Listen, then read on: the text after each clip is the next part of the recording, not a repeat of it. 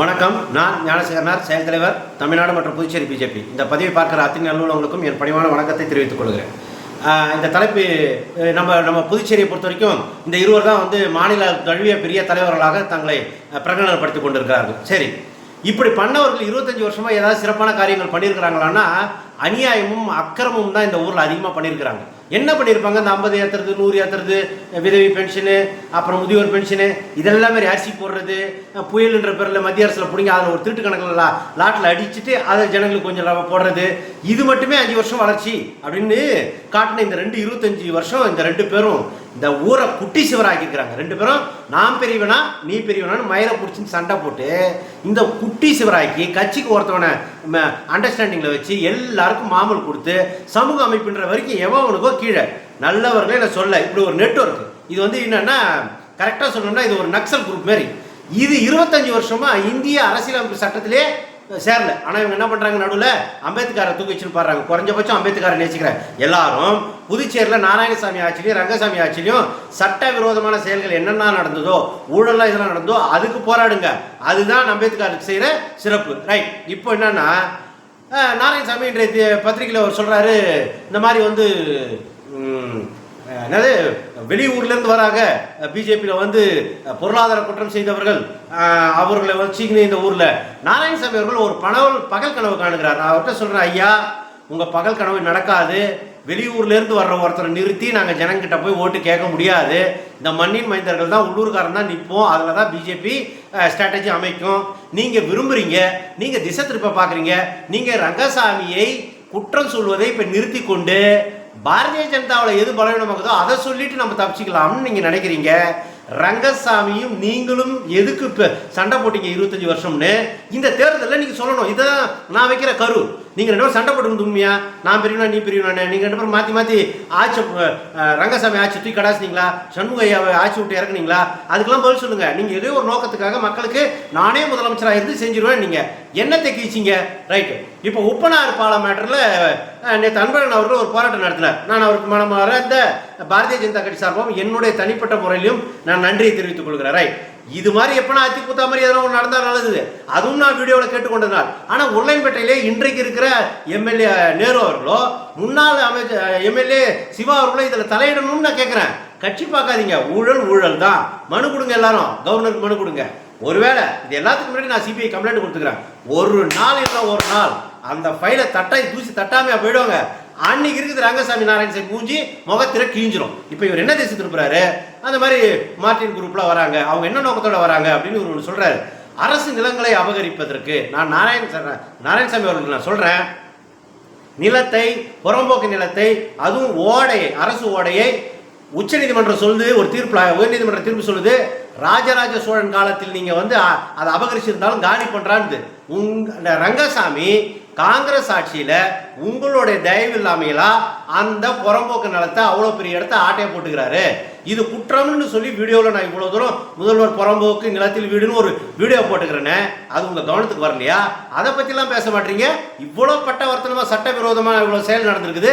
இன்னைக்கு நதி நீர், அதாவது ஓடைகள் எல்லாம் துத்தடைக்கி அதனால இந்த மக்கள் இந்த வெள்ளத்தில் சாவறாங்களே.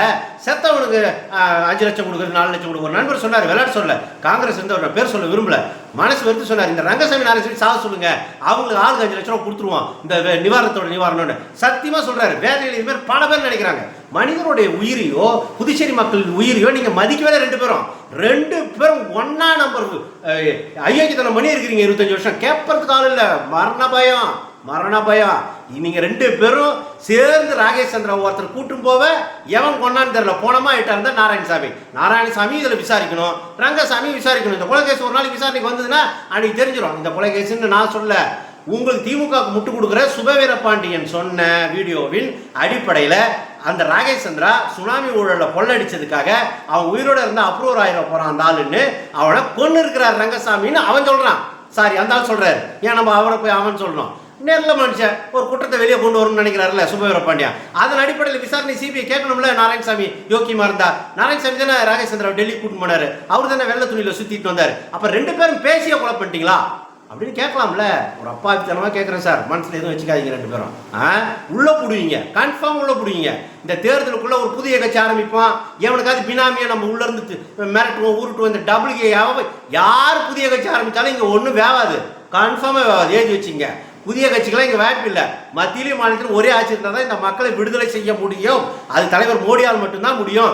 நீங்கள் ரெண்டு பேரும் இந்த ஊழல் பெருசாலிகளாக இந்த ஊரை வஞ்சித்து சுரண்டி இந்த மக்கள் ரத்தத்தை உறிஞ்சி தின்னுட்டு அந்த கவர்மெண்ட் காசுலேருந்து கொஞ்சம் தூக்கி போட்டுட்டு கொள்ளடிச்ச காசு நாராயணசாமி 4 தலைமுறைக்கு திருடி வச்சுக்கிறாரு. ரங்கசாமி 4-5 பொம்பளை பேரில் பினாமியாக வச்சுக்கிறாருன்னு பப்ளிக்கில் பேசுகிறான். அசிங்கமாக இருக்குது. இதுக்காக அரசு பணத்தை திருடி போய் பொம்பளைங்க பேர்ல உன் சொகத்துக்கு ஏதாவது நியாயம் அப்படின்னு கேட்குறாங்க பப்ளிக்ல. ஏன் இதை கேட்கறதுக்கு இதில் என்ன இருக்குது? நியாயமாக தானே கேட்குறோம். சார் நீங்கள் அப்படி எதனா கொள்ளடிச்சிங்களா சார்? ரங்கசாமி சார் கொள்ளடிச்சியா இருக்கா? பொம்பளை பேரில் பினாமியா இருக்கா? சொல்லுங்க. அரசு புறம்போக்கு நீங்கள் வச்சுக்கிறீங்க. இப்படி நீங்களாம் யோக்கியமா ஒரு குற்றவாளி ஆட்சி தலைவராக எப்படிங்க இருக்க முடியும்? எப்படி இருக்க முடியும் நான் கேட்குறேன்.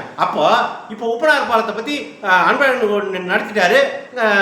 என் மக்கள் வந்து கஷ்டப்படுது. நான் என்ன கேட்குறேன், ரங்கசாமி நாராயணசாமி அவர்களும் வாங்க நீட்டாக ஒரு லஞ்சு கொடுக்குறேன். எங்கன்னா அன்பழகன் அவர்கள் நடத்தின போராட்டம் நடத்தினதுலேயே ஒரு டீப்பா போடும், உங்களுக்கு ஃபேன்லாம் கூட போட்டுக்கிறேன். ஒரு நல்ல உங்களுக்கு என்ன கேட்குறீங்களோ அதை நான் வந்து லஞ்சு கொடுக்குறேன், சாப்பிடுங்க. அந்த துர்நாட்டத்தில் ஒரு 5 நிமிஷம் உட்காந்து அதை மனமும் வந்து சாப்பிட முடியுதா பாருங்க. என் மக்க தொகுதி உருளைம்பேட்டை, என் தொகுதி மக்க கஷ்டப்படுதுங்க. கேட்கறதுக்கு நாதி இல்லைங்க. வருஷம் நீர் வரும், சாக்கடை தண்ணி வரும், பீ தண்ணி வரும், வண்டி நாசமாகவும் எலக்ட்ரானிக் பொருள் அழியும். அந்த நேரத்தில் ஒரு பாவலா பண்ணுவீங்க, மக்களை காப்பாற்றுறேன்ட்டு வருஷமா 17 வருஷமா அந்த பாலத்தில் ஊழல் பண்ணி இவ்வளோ அந்த இடத்துல தண்ணி தேங்கி துர்நாற்றம் வருது. மக்கள் அந்த நாற்றத்தில் வாழறாங்களே. உங்களுக்கு ஒரு 10 நிமிஷம் 2 பேரும் நீங்கள் உட்காருவீங்களா? ஐயோக்கியத்தனமானது நீங்கள் 2 பேரும் தானே.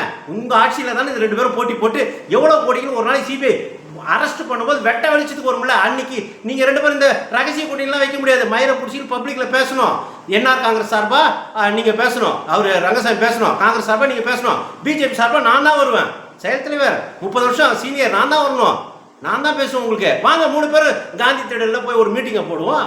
நீங்கள் உங்கள் கட்சி சார்பாக ரெப்ரஸன்டேட்டிவாக இருங்க, நான் பிஜேபி சார்பாக பேசுகிறேன். மக்கள் தெரிஞ்சுக்கிட்டோம் யார்கிட்ட நீண்ட தூரம் திட்டம் இருக்குது. மோடி ஒருத்தவரால் தான் இந்த ஊரை திருத்த முடியும். பூரா பேர் திருட்டு போய் அரசு அதிகாரி மோர் தென் 60% நல்லவர்களே அவர் பொறுப்பாக தொட்டு வணங்குறாங்க. அதனால் நீங்கள் பொதுவாக எல்லாரும் எடுத்துக்காதீங்க. பூரா திருட்டு பையன், திருட்டு கணக்கு எழுதி காங்கிரஸ் ஊழல் அதிகாரி தான் இப்போ ஆட்சி பண்ணுறான். நிழல் முதல்வர் நாராயணசாமி. இந்த நிழல் முதல்வர் திருப்பி முதல்வர் ஆகிடுவாராம், இவர் போயிடுவாராம். இங்கேருந்து 4 பேர் அங்கே ஓட்டு, அங்கேருந்து இங்கே 4 பேர் ஓட்டு. இந்த இப்படி ஓட்ட முடியாது. புது கட்சி நீ எவனே ஒருத்தனை பினாமியில் ஆரம்பிக்க வைப்போம். உங்கள் எந்த கதை வந்தாலும் உங்கள் நக்சல் குரூப்போடைய உங்களுடைய நோக்கத்தை பட்டவர்த்தனமாக பப்ளிக்கிட்ட நான் உடைப்பேன்.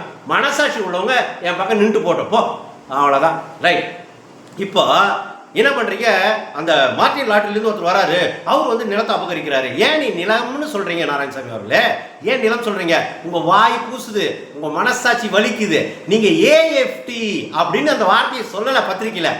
ஏன் சொல்லலைன்னா உங்கள் மனசாட்சி கொல்லும். நீங்கள் ரோடியர் மில்ல ஒரு 7000 குடும்பத்தை நடுரோட்டுக்கு எடுத்து வந்த பாவத்தில் உங்களுக்கு பெரும் பங்கு இருக்குது. 7000 குடும்பத்தை ஏஎஃப்டி தொழிலாளி அந்த குடும்பத்தை நாசம் பண்ணதில் அந்த பாவம் ரங்கசாமிக்கு பாதி இருக்குது, வைத்திலிங்கத்துக்கு இருக்குது. இங்கே இருக்கிற அரசியலில் கம்யூனிஸ்ட் கட்சியிலேருந்து எல்லாரும் போராடும், இறுதி வரைக்கும் போராடும். இறுதினா என்ன, மக்கா அதை இழுத்து மூடுற வரைக்கும் போராடணும்னு எல்லாத்தையும் நாசம் பண்ணுது எல்லாம் உங்களுடைய கிளை அமைப்பினர் தான். எல்லாருமே நாசம் பண்ணி வச்சுக்கிறீங்க ஏஎஃப்டியை.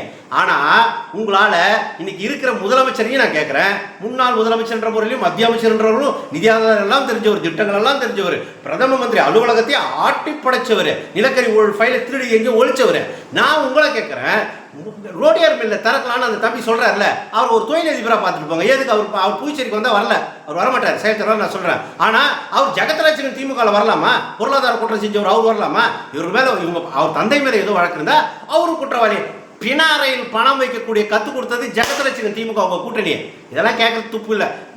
அதாவது இதை சொல்கிறீங்களே நீங்கள், ரங்கசாமியிலே சார் நீங்கள் கண்டிக்கணும். ரங்கசாமி ஆட்சி தானே சார் கண்டிக்கணும். நீங்கள் ரங்கசாமி பேரே வரமாட்டுது. அப்போ நீங்கள் இவ்வளோ நாள் மயிரை பிடிச்சி அடிச்சிக்கின்னு இப்போ கூட்டணி வச்சுக்கிறீங்களா? ரகசிய கூட்டணி கேளுங்க, அதை மக்கள்கிட்ட சொல்லுங்கள். நாங்கள் இவ்வளோ வருஷம் அடிச்சிக்கணும், இப்போ நாங்கள் கூடிக்கணும். நீங்கள் அடிச்சிக்கிறதுக்கு இப்போ பதில் சொல்லணும். உப்பனார் பாலத்தில் நீங்கள் 2 பேருக்கு எவ்வளோ பங்குன்னு இப்போ வந்துடும் சிபிஐயில். ஏஎஃப்டி கிரவுண்டு நீங்கள் இப்போ நாசம் 7000 பேர் வேலை போச்சு. அன்றைக்கி அந்த தம்பி கேட்குறாருல, என்கிட்ட கொடு 100 கோடி ரூபா நான் கடன் அடிக்கிறேன். அதுக்கு புதுச்சேரி முதலமைச்சராக என்ன ரியாக்ட் பண்ணும் ரங்கசாமி? ஏன் பண்ணல? 10,000 பேருக்கு வேலை கிடைக்கும்ல. உங்களுக்கு அக்கறை கிடையாது, உங்களுக்கு திருடணும், 2 பேருக்கும் கொள்ளடிக்கணும். உங்கள் கீழே இருக்கிற அடிமைகளை வச்சுக்கின்னு அந்த பிற கட்சிக்கு ஒருத்தனை சேர்த்துக்கின்னு ஒரு நக்சல் குரூப் காம்போல கொள்ளடிக்கணும், வழிச்சு நக்கணும். ஒன்றும் கேட்கக்கூடாது, மரண பயம், ரவுடிகளை விட்டு வருது. இதான் உங்க 2 பேரும். நீங்க எத்தனை அரசியல் கொலை இந்த 25 வருஷத்துல எத்தனை அரசியல் கொலை பண்ணிக்கிறீங்கன்னு நோண்டுறேன். உங்களை தூக்கி உள்ள வைக்கணும் 2 பேரும், ரங்கசாமி நாராயணசாமி. ஆமா ஆமா ஆமா ஆமா, பயம் இல்லை. இறைவன் தயவால், இறைவன் ஆசையோடு, என் தலைவரின் ஆசையோடு, என் தலைவரின் தளபதி ஆசையோடு சொல்றேன், உங்களெல்லாம் குற்றவாளிகள் நீங்க 2 பேரும். இந்த மக்களை வஞ்சித்து தங்கள் சொந்த காலில் நிக்க வைக்க முடியாம நாசம் பண்ணி வச்சுக்கிறீங்க. ஏஎஃப்டியில் 7000 பேர் வேலை நாசம் போச்சு, பாரதி மில்ல ஒரு 5000 பேர் போச்சு. என் தந்தை சுதேசி மில்னாங்களா அந்த மில்லு சாப்பாடு சாப்பிட்டவங்க 5000 பேர் நாசம் பண்ணி, இத்தனை பேரை நாசம் பண்ணியிருக்க. அதனால இதை பார்க்கிற மில்லு சம்பந்தப்பட்ட உங்க தாத்தா மில்லு ஊழியராக இருந்திருக்கலாம், உங்கள் அப்பா பெரியப்பா சித்தப்பா அண்ணன் தம்பி மில்லு ஊழியர்களாக இருந்திருக்கலாம். இதை பார்க்குற மில்லு ஊழியர்கள் எல்லாம் இன்னைக்கு ஒரு மனசில் உறுதி வைங்க, இந்த 2ஐயும் நாசம் பண்ணிட்டு இந்த 2 பேருமே அந்த தம்பி சொல்றார் தொழிலதிபராக என்கிட்ட கொடுங்க, ஒரு நியாயமா மக்கள் நலன்ல என்ன சொல்லணும், உனக்கு என்னத்துக்கு ஈகோ, அவர் எந்த கட்சிக்காரா இருந்துட்டு போறாரு, வாங்க நீங்கள் 100 கோடி ரூபா கொடுக்குறீங்களா, கொடுங்க, இந்தாங்க ரோடு மில்ல நீங்கள் வச்சிங்க, நடத்துங்க, வேலைக்கு யாராவது அப்படி எங்கள் ஊர் பிள்ளைங்க வேலை செய்யட்டும், அதில் நல்ல உங்களுக்கு அழகு, அதில் பெரிய மனுஷனுக்கு அழகு. அதனால தான் சொல்லுகிறேன், 25 ஆண்டுகளாக ஒன்று பேசியே கெடுத்துது நாராயணசாமி, இன்னொன்று பேசாமே கெடுத்துது அது ரங்கசாமி. நன்றி வணக்கம்.